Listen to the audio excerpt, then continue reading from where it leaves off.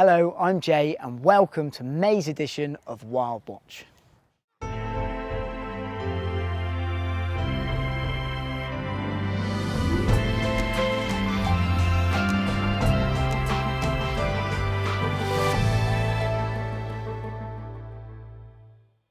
In this month's episode, we're going to be down at Back from the Brink looking at some of the eels, and we'll be also up at Top Hut with Phoebe showing us the freckled ducks, and I'll be taking us out on the reserve in the evening to see what we can find. Well, it's not all about mammals down here at Mammal HQ. We've added on recently two displays of the native white-clawed crayfish and the common or European eel. And sadly, both of these are species in massive decline out in the wild, especially the eel. Some estimates say they've gone down by 98%, and they're now on the critical list or critically threatened. No real obvious answers why that is.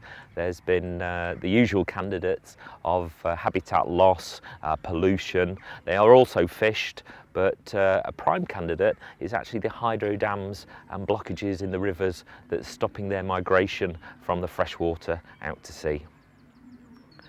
Eels are snake-like fish that have reduced fins on the side, but a long dorsal and tail fin almost continuous down their body.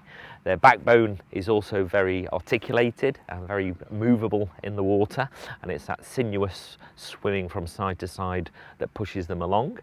To find the food, they're mainly carnivorous, but they'll use their very powerful sense of smell to locate the food. We're very proud at Slimbridge and at all our wetland centres that the habitats we provide on the reserves and even in the living collections is helping stop the decline of this marvellous creature. But if you come to Slimbridge, you may even get a glimpse of our living collection on show near the otters. There's now going to be 3 in that tank, but they hide quite well, so you might have to be patient. And I assure you, they are not food for their neighbours, the otters next door.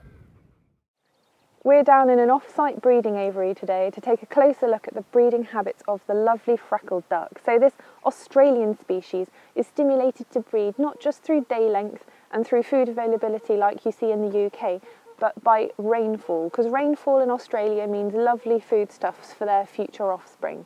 Here in the UK, however, we all know that rainfall often just means a miserable day ahead.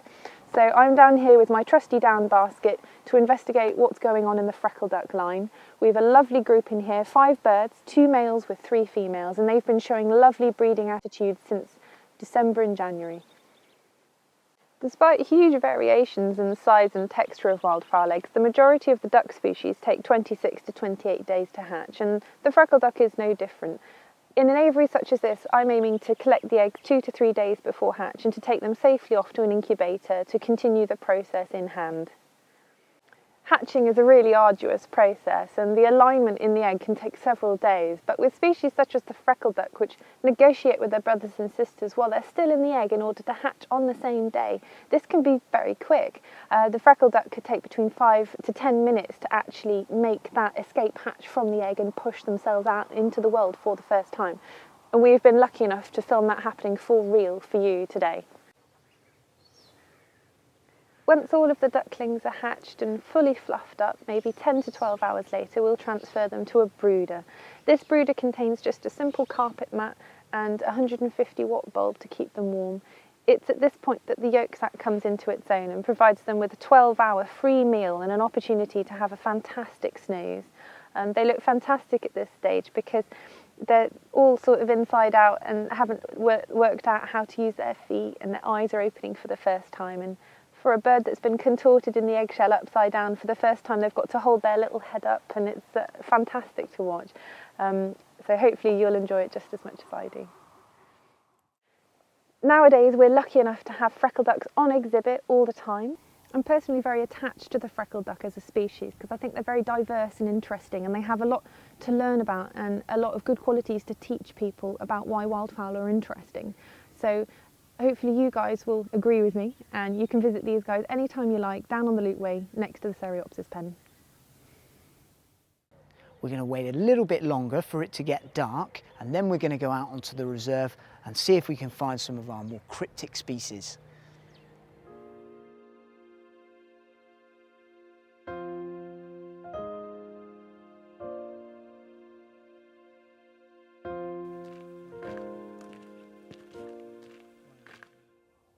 So we're down here at the Dragonfly Pond, and this is very close to the Kingfisher Hide.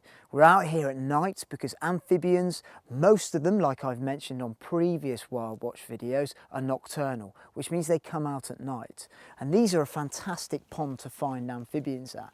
We've found them here before, so we're going to take a little look and see what we can find tonight. So to find amphibians at night, generally we use things like head torches and hand torches to go out and shine into the water. So while we're looking around the edges of the pond, we'll be using a torch to look for any tail movement or any eye shine reflection you're getting off from your torches off the amphibian's eyes. And we'll use nets as well, and those nets will help us catch them up and get a closer look at them. Typically at this time of the year, the common toads and common frogs have left the ponds. They've already laid their eggs. So what we're looking for tonight, we're looking for the tailed amphibians, the newts. So in these ponds we've been finding lots of males and female smooth newts, and they'll come out at night to hunt on any insect, anything that will move that will fit in their mouths. So things like Daphnia and dragonfly larvae.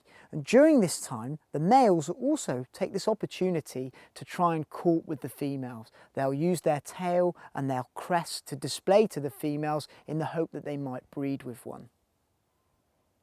Although we're out on the reserve looking for amphibians, you can also find amphibians in our pond zone area in the grounds. We were lucky enough earlier on to find a male free-spine stickleback, and during the breeding season they develop a really nice red breast with almost bluey eyes. So this time of year is a great time to go out and do some pond dipping, not only at night but during the daytime. Maybe you can go out into your own garden ponds and see if you can find some amphibians, or you can come down to Slimbridge and join us at our pond zones and see if you can find some amphibians for yourselves. We hope you've enjoyed this month's episode of WildWatch. If you've got any questions or comments that you'd like to make, please use our social media sites. Thank you very much for watching.